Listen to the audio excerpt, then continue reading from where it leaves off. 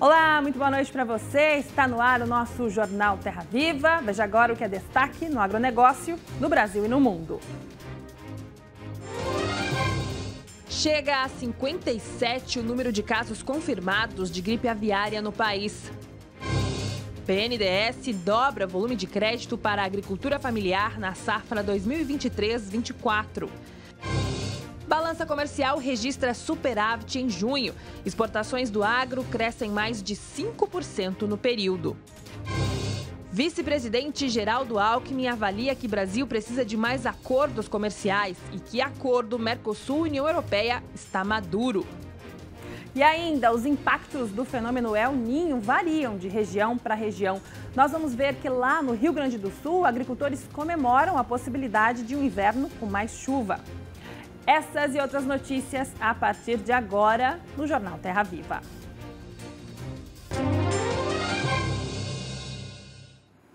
Chegou a 57 o número de casos de gripe aviária confirmados no Brasil, de acordo com o Ministério da Agricultura. Foram confirmados 4 novos casos. Até o momento, foram identificados 56 deles em aves silvestres, além de um foco em produção de subsistência de produção doméstica no Espírito Santo.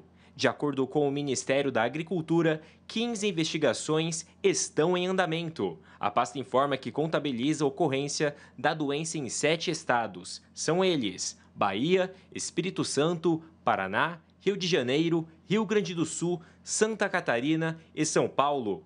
Já no Amazonas, Mato Grosso do Sul, Minas Gerais, Pará, Tocantins e em Roraima, estão sendo realizadas investigações com a coleta de amostra e sem resultado laboratorial conclusivo. O BNDES, Banco Nacional de Desenvolvimento Econômico e Social, ampliou em 103% o crédito para a agricultura familiar no ciclo 2023-2024. De acordo com a instituição, serão disponibilizados 11 bilhões e 600 milhões de reais. O banco também aprovou um apoio de 1 bilhão de reais para investir em agricultores familiares do semiárido nordestino. Além disso, anunciou 14 bilhões e 800 milhões de reais à agricultura empresarial, um aumento de 33% em relação ao ano anterior. Considerando todas as linhas de crédito, o BNDES disponibilizou um total de 38 bilhões e 400 milhões de reais para a safra atual, valor 55% superior ao do ano passado. E o Banco do Brasil vai disponibilizar 240 bilhões de reais para o financiamento da safra 23-24. Os detalhes a gente confere agora na reportagem de Felipe Barcelos. Durante a safra 2022-2023, o Banco do Brasil realizou mais de 590 mil atendimentos com linhas de crédito e financiamentos para o setor agropecuário. Cerca de 53% dessas ações foram contratadas por agricultores familiares, como a Cristiane. Igual a gente planta pimentão, quiabo, mandioca, verdura, assim, né?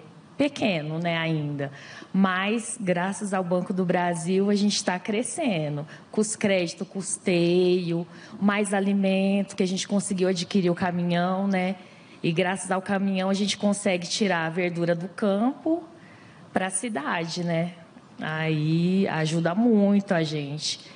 Seja para atender pequenos, médios ou grandes produtores e empresários, o banco atingiu o recorde na distribuição de recursos na safra 2022-2023 e se manteve como líder no financiamento do agronegócio brasileiro. Foram 188 bilhões de reais liberados. Foram 188 bilhões de reais para o agronegócio brasileiro. No último mês de maio, foi recorde de distribuição de recursos. Foram 15 bilhões distribuídos só no mês de maio. O Banco do Brasil pretende alcançar um novo recorde. Segundo o anúncio feito na sede do banco, aqui em Brasília, serão 240 bilhões de reais em recursos para o financiamento da safra. Montante 27% superior ao que foi utilizado na temporada anterior. E segunda-feira, o cliente pode procurar o Banco do Brasil. Nós estamos com um time de 85 mil colegas trabalhando para o agro, até porque a gente é do agro, e o agro é da gente. Então, o Banco do Brasil é o grande parceiro do agronegócio, da agricultura familiar, e dinheiro não vai faltar. Eu também ouvi, dos dois ministros. Compromisso aqui, ó. A agilidade do Banco do Brasil em oferecer recursos para o financiamento da safra foi elogiada pelo ministro Carlos Fávaro. Nós temos que minimizar as incertezas, as dificuldades. Então, você já vai levando sua proposta, nós estamos ainda começando julho, você já vai começar a comprar seus insumos e a certeza que você vai plantar na hora certa, que o crédito vai chegar na hora certa, o Banco do Brasil já se preparou para isso e nós estamos disponibilizando. Inclusive esse subsidiado também. Exatamente. Né? Eles podem não vai faltar esse dinheiro. Não vai faltar, está tudo preparado, tudo pronto. Dos 240 bilhões de reais anunciados para o Plano Safra 2023-2024, o Banco do Brasil vai destinar 48 bilhões para o financiamento de pequenos e médios produtores. Agora, nós também perdemos nesses anos espaço.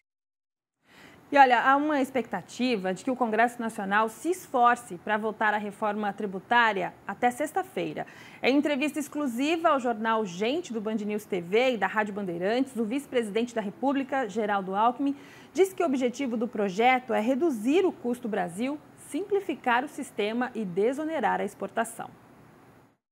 O objetivo da reforma tributária é, primeiro, reduzir custo Brasil, é simplificar. Então, você troca 5 tributos sobre consumo, né? PIS, COFINS, IPI, ICMS e ISS por um IVA, que é o que o mundo inteiro tem, um imposto de valor agregado. Então, você simplifica, reduz custo Brasil, burocracia, litigiosidade judicial. Depois, desonerar, tirar a cumulatividade, desonerar completamente investimento. Atrair investimento. Há um estudo que mostra que em 15 anos pode ter um crescimento de 10% do PIB. Essa é uma reforma que traz eficiência econômica. E a outra é desonerar a exportação. Hoje quem exporta fica com mico, ele fica lá com crédito tributário. Você não paga imposto para exportar. Imagine o automóvel, mas você já pagou o imposto quando comprou o aço, a borracha, o vidro, e aí você fica com aquele crédito acumulado. Esse é o objetivo da reforma. Como é que a gente pode resolver questões setoriais? O que a União Europeia, a Europa tem? É um IVA e várias alíquotas. Você não precisa ter uma alíquota única. Então, alguns setores de serviço, você pode ter uma alíquota menor. Eu acho que esse é o diálogo, né? O caminho, e depois você terá, no caso federativo, uma transição longa. Mas o objetivo da reforma é importante, ele é necessário. Durante a entrevista, Alckmin também afirmou que o acordo entre União Europeia e Mercosul está maduro. Eu defendo o acordo. Acho que o Brasil precisa ter mais acordos comerciais. Hoje o Mercosul tem acordo com Israel e Egito. Quer dizer, quando você não faz um acordo e o seu vizinho faz, outro país faz, você perde preferência. E comércio exterior hoje é vida ou morte. É fundamental. O Brasil tem menos de 3% da economia do mundo. 97% do comércio está fora do país. Nós precisamos estimular mais empresas participarem do comércio exterior, que é o que nós estamos fazendo permanentemente. O acordo, eu acho que está maduro, será importante para os 27 países da União Europeia, para os nossos 4 países aqui do Mercosul. Surgiu um fato novo. Era para o governo passado, mas saiu atrasado. Uma side letter, né, um anexo, dizendo o seguinte: olha, se devastar a Amazônia, não pode nada, está tudo suspenso. Ora, não há ninguém que tenha mais compromisso com a sustentabilidade do que o governo do presidente Lula. É desmatamento ilegal zero e descarbonização. A balança comercial brasileira registrou um superávit de 10,5 bilhões de dólares em junho. O resultado foi 19,1% superior ao registrado no mesmo mês de 2022.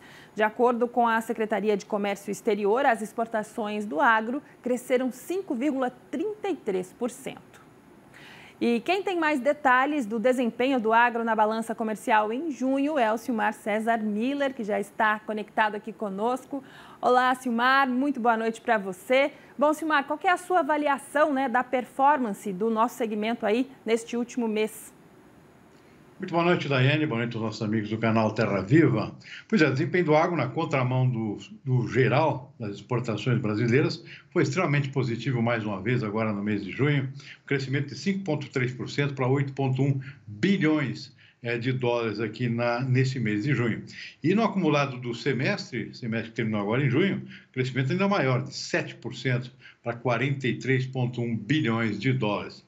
Destaques desse mês de junho aqui, arroz, crescimento bastante expressivo em relação ao ano passado, embora são volumes relativamente pequenos em comparativo com outros produtos, e que realmente destacam aqui principalmente a soja, né? Carro-chefe das exportações brasileiras, com crescimento no faturamento agora em junho de 10,1%.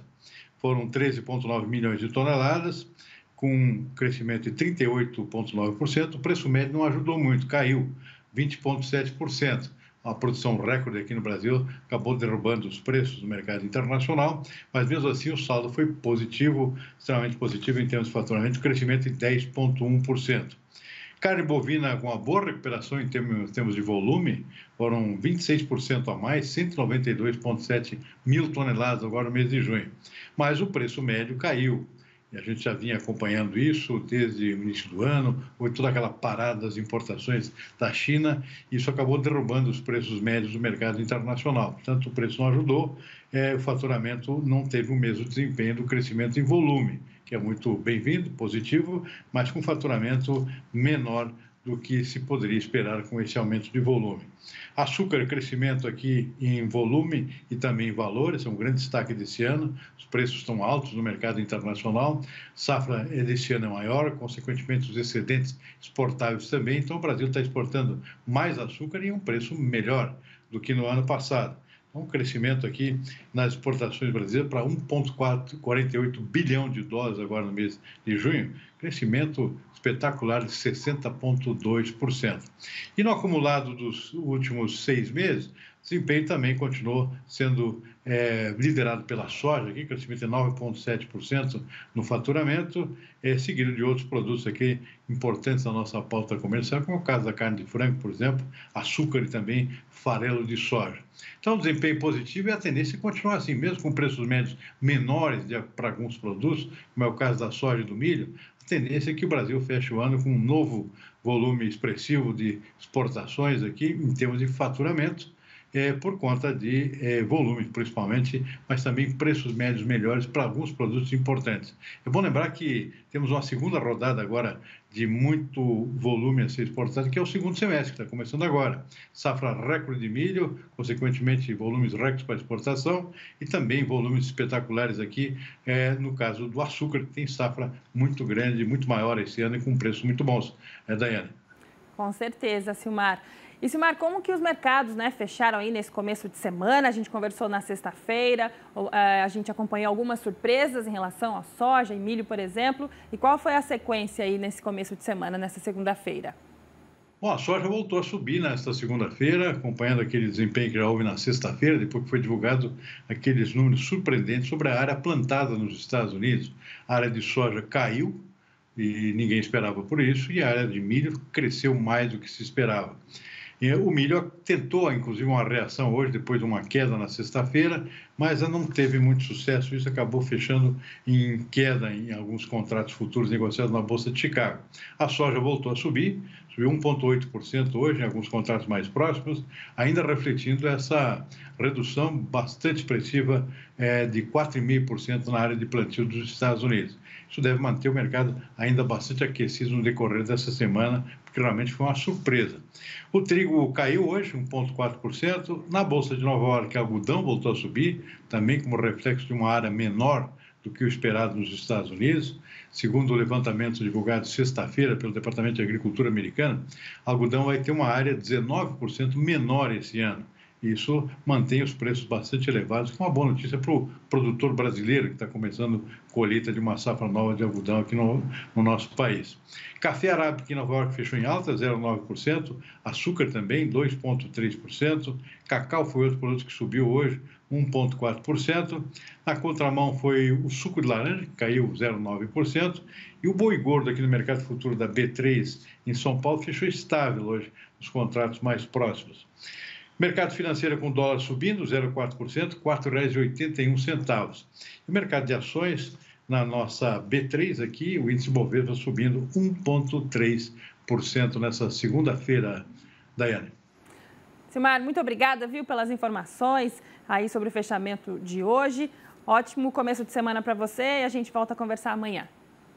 Boa noite, igualmente. Uma boa semana para todos. Obrigada. A seguir, presidente Lula se prepara para viajar fazer 3 viagens internacionais só neste mês de julho. E ainda, exportações brasileiras de ovos estão em alta. Em instantes, você acompanha os detalhes aqui no Jornal Terra Viva. O presidente Lula se prepara para fazer pelo menos 3 viagens internacionais neste mês de julho. 2 das agendas, que são mais curtas, já estão confirmadas. A primeira será nesta terça-feira em Puerto Iguaçu, na Argentina, para participar da Cúpula do Mercosul. No evento, o Brasil vai assumir oficialmente o comando rotativo do Mercosul por 6 meses. O posto ganha ainda mais peso para Lula conseguir destravar o acordo comercial entre europeus e sul-americanos. A segunda agenda acontece no próximo sábado, dia 8. Lula deve estar em Letícia, cidade colombiana, que faz fronteira com Tabatinga, município brasileiro no Amazonas, para um debate sobre as principais pautas ambientais. Também está previsto o encontro entre Lula e Gustavo Petro, presidente da Colômbia. E uma terceira viagem, em julho, não está confirmada, mas é dada como certa. No dia 17, a União Europeia e a Comunidade dos Estados da América Latina e do Caribe, a CELAC, farão uma cúpula conjunta em Bruxelas, na Bélgica. O objetivo da reunião é fortalecer a cooperação em temas de relevância mundial, como as mudanças climáticas, segurança alimentar e migração. Em 6 meses de governo, Lula já visitou 11 países e ficou 32 dias no exterior. Além da carne bovina, suína e de frango, as exportações brasileiras de ovos também estão em alta. Líquido, em caixinha, em pó ou ovo in natura. As exportações do produto brasileiro quase dobraram nos primeiros 5 meses deste ano, em comparação com o mesmo período de 2022. Foram quase 12 mil toneladas. Além da qualidade, outros fatores influenciaram. A influenza aviária em várias partes do mundo que tem dizimado plantéis em alguns países. Também a questão dos custos de produção, com aumento expressivo em várias partes do mundo. Esta empresa dobrou as exportações, apostou no produto processado para atender países da Ásia e da América Latina. Para fornecer para empresas que vão processar os ovos, né? Então, fábrica de maionese, fábrica de biscoitos, massas. O brasileiro come, em média, 241 ovos por ano, mais do que a média mundial, que é de 230. Mesmo com a expansão das exportações, menos de 1% da produção é vendida para outros países. E o setor afirma que é possível ampliar os negócios internacionais sem desabastecer o mercado interno. Hoje, o principal cliente é o Japão, que compra 1/3 dos ovos exportados. É o momento de nós fidelizarmos esses países que estão importando e apostando agora na nossa proteína, né, e expandir. Ponto-chave na produção agrícola, o manejo de plantas daninhas é um dos principais fatores aí responsáveis, pela produtividade e qualidade da lavoura. As plantas daninhas, além dos efeitos diretos na produção, afetam também o bolso do produtor. E para auxiliar os produtores, foi lançado um guia sobre o controle das plantas daninhas. Para falar mais sobre esse assunto, eu converso agora com o Fernando Companon, especialista de produtos. Muito boa noite para você, seja bem-vindo aqui ao nosso Jornal Terra Viva. Olá, boa noite, na verdade, bom dia. Eu estou falando aqui da Austrália hoje. Muito obrigado aí pela oportunidade. A gente que agradece a sua participação aqui, né? Inclusive aí com o fuso horário totalmente trocado. Bom dia para você, então, aí na Austrália. Bom, conta pra gente, né? Qual que é o objetivo desse guia, né? O que ele aborda, as principais orientações aí que ele traz para os produtores? Então, Daiane, esse guia aí, ele traz mais conhecimento para o produtor rural. A Trimble aí preocupada, né, com esse avanço das plantas daninhas no Brasil, na América do Sul inteira, né, e no mundo, a gente pode dizer, está trazendo aí em apenas uma ferramenta, então, um guia, muitas informações a respeito para o produtor ter acesso a todas as informações de como ele pode ser mais eficiente, como ele pode ser mais assertivo nesse controle das plantas daninhas, né, que são aí, sem dúvida, uma praga, a gente pode chamar, que acaba gerando muito prejuízo para o produtor. Exato, Fernando. E onde, né, as plantas daninhas mais se desenvolvem, principalmente em quais fases aí das lavouras? Então, Daiane, as plantas daninhas, elas precisam de quê, né? Tendo uma semente, um espaço para se desenvolver. Então, a gente pode dizer que em qualquer lugar elas podem se desenvolver. No processo de produção agrícola, desse processo, o que nós recomendamos hoje é que o produtor ele use aí de ferramentas, né? Então, esse guia traz várias ferramentas, várias formas de manejo para ele conseguir ter um controle mais efetivo. Certo, Fernando. Cortou um pouquinho aí da sua resposta, a gente está com um pouquinho de problema na conexão, né? Mas eu gostaria, se possível, que você explicasse um pouco melhor para a gente, né? Quais as principais estratégias aí que o produtor pode adotar no controle das plantas daninhas. Tá certo. Então, o que o produtor ele pode fazer, né? Uma estratégia boa é sempre reduzir os bancos de semente que estão lá no solo, lá na terra, disponíveis. E uma vez que ele consegue diminuir esses bancos de semente, uma boa estratégia também sempre é o quê? É ter um plantio bastante eficiente da cultura, de maneira que essa cultura ela fique bem para fazer esse manejo das plantas daninhas. A gente também tem soluções para fazer o correto plantio e, com isso, se você tem a cultura bem instalada no campo, você faz com que a cultura ela faça o abafamento dessas sementes aí que podem germinar e, com isso, as plantas daninhas não se desenvolverem. Então, isso daí seriam algumas estratégias aí para esse controle. Mas nesse guia aí, como você comentou, a gente traz aí todas as ferramentas, todas as formas aí de manejo que o produtor pode explorar para ser mais efetivo nesse controle. Perfeito, Fernando. Só para a gente encerrar rapidamente, né? Quem tem interesse em acessar o guia, como é que faz para ter acesso a essas informações, orientações? Opa, legal, Daiane. Quem tem interesse, então, em buscar mais informações, ter acesso ao guia, pode visitar a página da Trimble Agricultura, é tudo junto, Trimble Agricultura lá no Instagram, então, e o pessoal vai ter acesso lá no link que está na bio, e esse link ele direciona tanto para esse e-book aí, quanto outras informações que a empresa tem à disposição do produtor aí sempre, tá bom? Perfeito, Fernando, muito obrigada, viu? Obrigada aí pela sua participação, apesar de estar do outro lado do mundo. E a gente conta com você em outras oportunidades, com mais orientações, novidades aqui para o produtor. Tchau, até uma próxima oportunidade, Fernando. Bom dia para você aí. Aí, contem sempre. Felizmente, né? Estava cortando um pouquinho a nossa conexão. Bom, no próximo bloco você confere a previsão do tempo para todo o país. E ainda, São João ainda não acabou. As festas julinas prometem esquentar este novo mês. Daqui a pouco a gente traz mais detalhes aqui no Jornal Terra Viva. Continue com a gente.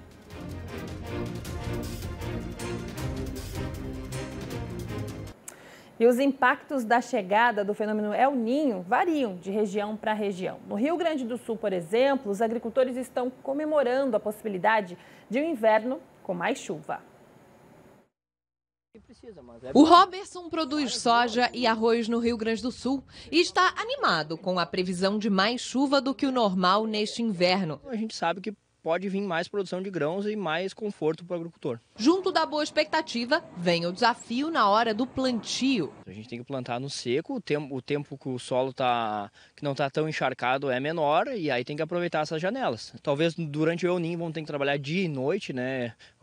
Trabalhar com mais funcionários, mais pessoas, mais mão de obra, mais máquinas. A Administração Oceânica e Atmosférica Nacional dos Estados Unidos confirmou o fenômeno que aconteceu entre 2015 e 2016, com altíssimas temperaturas. O El Niño é um aquecimento atípico, ou seja, acima da média das temperaturas da superfície do mar. Mas ainda é cedo para estabelecer aí a intensidade, porque tem outros fatores oceânicos aí.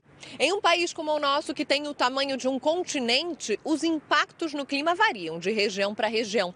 Aqui em São Paulo e no Sudeste, de forma geral, vai continuar a percepção de um inverno menos rigoroso, com a temperatura um pouco acima da média em julho. No norte, deve chover menos em boa parte da bacia amazônica, o que pode favorecer o aumento de queimadas. No nordeste, são as secas que preocupam. Já no sul, como a gente viu no início da reportagem, até o contrário. Isso é muito bom para quem planta soja, para quem planta milho, etc. Pode, às vezes, prejudicar um pouquinho do começo do ciclo do trigo, mas, no geral, o El Niño é boa notícia. E agora chegou a hora da gente saber, né, como fica o clima em todo o país nesta terça-feira. Quem traz os detalhes da previsão do tempo é a Luísa Cardoso.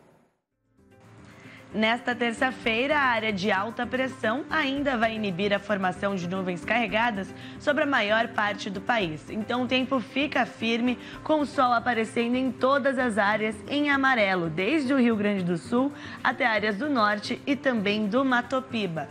A chuva diminui de maneira geral em todo o país. Onde ocorre com mais intensidade é apenas do norte de Roraima e também do Amazonas. Nas demais áreas em verde claro no mapa, o volume é pouco expressivo e sem grandes alertas. Falando nas temperaturas, máxima de 32 graus em São Luís, 36 em Palmas, 34 em Cuiabá. Lembrando que o tempo firme e altas temperaturas elevam a possibilidade de focos de incêndio, então atenção às queimadas naturais. E no sul do país, as temperaturas ainda devem ser um pouco mais amenas em relação à metade norte. Máxima de 21 graus na capital paulista e 26 em Porto Alegre. Nesta semana, a condição de chuva ainda permanece a mesma, concentrada no norte do país, costa leste do Nordeste e apenas 5 milímetros no litoral do sul e também do Sudeste. Esses 5 milímetros não servem para repor a água disponível no solo, mas aliviam a capacidade principalmente de umidade relativa do ar, que está bastante baixa em boa parte do país. No centro-oeste, áreas do Mato Piba e o norte de Minas Gerais, onde a situação é mais crítica, não só a umidade do ar, mas também do solo está muito seca. Se a gente comparar esse mapa com o próximo, que mostra a chuva na próxima semana, quase não muda. No norte do país, no sul agora 20 milímetros são esperados e na costa leste do Nordeste entre 5 e 10 milímetros. Lembrando que a condição de tempo firme favorece os produtores que precisam colher o milho segunda safra, o café, feijão segunda safra e também continuar o plantio do trigo e também de outros cultivos de inverno, não só no sul do país, mas em áreas do centro-oeste. O trigo, por exemplo, em Goiás, está até com alguma dificuldade de desenvolvimento por conta deste tempo seco que deve ainda permanecer, principalmente nas próximas 2 semanas. Tá certo. Muito obrigada, Luísa. Bom, junho já acabou, mas as festas de São João ainda não. E quem quiser tomar quentão, pular fogueira e dançar quadrilha, as festas julinas prometem esquentar este novo mês.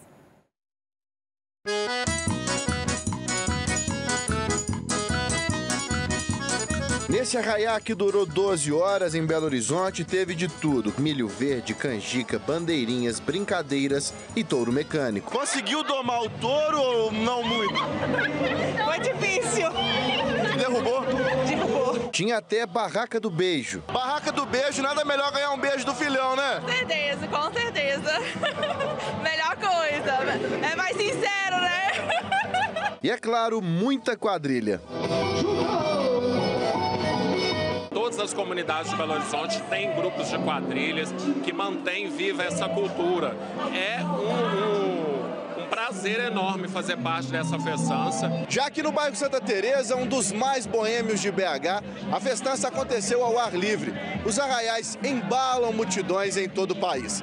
Dados do Ministério do Turismo mostram que as festas de junho e julho devem mobilizar mais de 26 milhões de pessoas por todo o Brasil e movimentar cerca de 6 bilhões de reais. Na verdade, esse pós-pandemia, a gente está realmente precisando disso, né?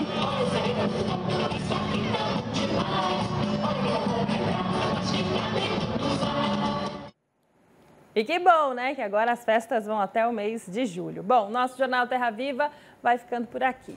A gente volta nesta terça-feira, às 6h45 da noite. Uma ótima noite para você e até amanhã, então. Tchau!